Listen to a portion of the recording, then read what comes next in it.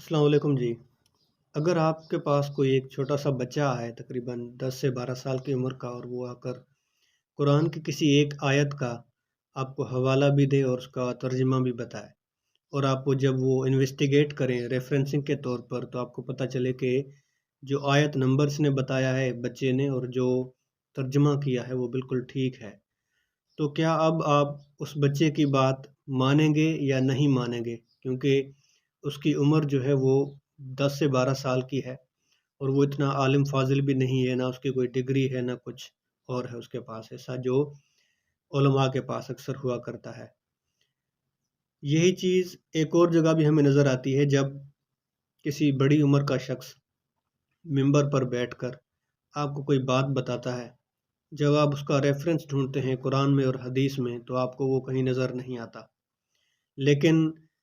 چونکہ ہم شخصیت پرستی کی مرض میں مبتلا ہیں، اسی لیے ہم اکثر اوقات انویسٹیگیٹ کرتے بھی نہیں ہیں،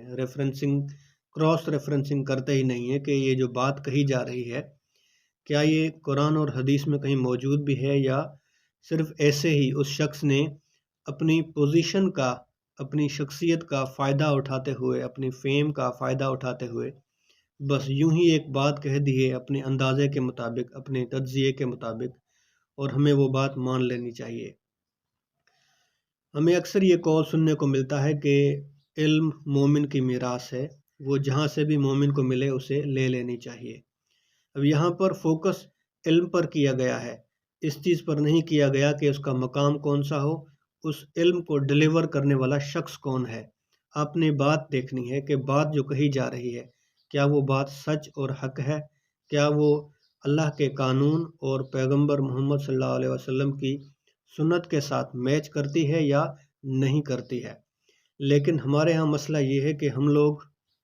مختلف علماء کرام کی کسی غلط بات کو صرف اس لیے چپ کر کے سن لیتے ہیں اور اسے مان بھی لیتے ہیں،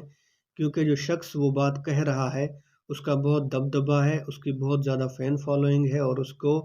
بہت سارے لوگ سنتے اور مانتے ہیں۔ کیا یہ ایک وجہ کافی ہے کسی غلط بات کو ماننے کے لیے،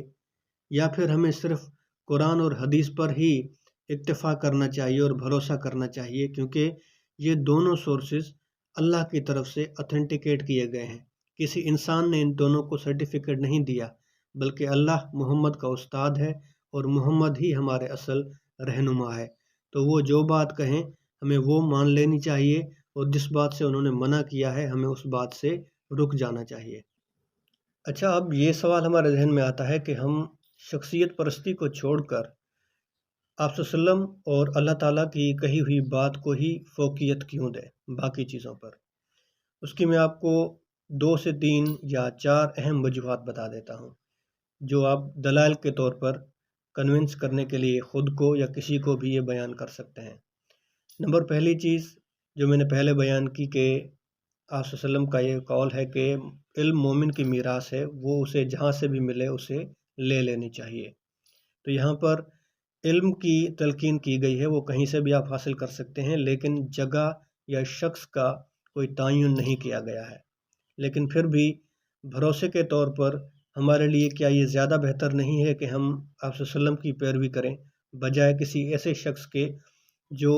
ایموشنلی ڈیسیشنز لیتا ہو یا ایموشنز کی بیس پر بات کرتا ہو؟ جب اسے ہم قرآن کے ساتھ کراس ریفرنسنگ کریں تو وہاں پر وہ بات ہمیں نظر ہی نہ آئے۔ نمبر 2، ہمیں احادیث سے یہ بھی پتہ چلتا ہے کہ اگر کسی چیز میں آپ کو شک ہے تو یہ بہتر ہے کہ آپ اسے چھوڑ دیں، کیونکہ اللہ تعالیٰ خالص عمل کو پسند کرتا ہے، کسی ایسے عمل کو پسند نہیں کرتا جس میں کسی بھی عمل کرنے والے کو تھوڑا سا بھی شک محسوس ہو۔ اب آپ خود سوچئے کہ ایک عام بزرگ، ایک عام عالم یا ایک عام ولی اللہ جو ہے، اگر وہ کوئی ایسی بات کہہ رہا ہے جس کو آپ کو سمجھنے میں اور آپ کو ہضم کرنے میں شک ہو رہا ہے کہ پتہ نہیں یہ بات صحیح ہے یا نہیں ہے، تو کیا یہ بہتر نہیں ہے کہ آپ قرآن اور حدیث سے رجوع کریں اور اپنی اصلاح کر لیں، بجائے اس کے کہ آپ بلائنڈ بلیف کے تھرو اگلے شخص کی بات مان لیں کیونکہ وہ ایک سو کالڈ اعلیٰ جو ہے وہ منصب پر فائز ہے۔ نمبر 3 یہ کہ ہم اللہ پر تو بھروسہ کر سکتے ہیں، ہم رسول پر بھی بھروسہ کر سکتے ہیں، ہم خلفائے راشدین پر بھی بھروسہ کر سکتے ہیں، اور آپ صلی اللہ علیہ وسلم کے جو صحابہ کرام ہیں ان کی کہی ہوئی بات پر بھی بھروسہ کر سکتے ہیں۔ لیکن اس کے بعد جو بھی لوگ آئے ہیں، کیا ان کا ایمان اتنا مضبوط تھا جتنا ان لوگوں کا تھا جنہوں نے آپ صلی اللہ علیہ وسلم کے ساتھ وقت گزارا اور آپ صلی اللہ علیہ وسلم کی شاگردی کے دوران انہوں نے وہ ساری چیزیں سیکھیں جس کو خود خدا نے سکھایا ہو؟ کیا یہ زیادہ قابل اعتبار اور قابل بھروسہ سورس آف انفارمیشن ہے اور علم ہے، یا کوئی ایسا شخص جس نے بعد میں اپنے انالیسس کے بیس پر کوئی بات کہی ہو اور بعد میں پتہ چلے کہ وہ بات سرے سے غلط ہے اور قرآن اور حدیث کے منافی جا رہی ہے؟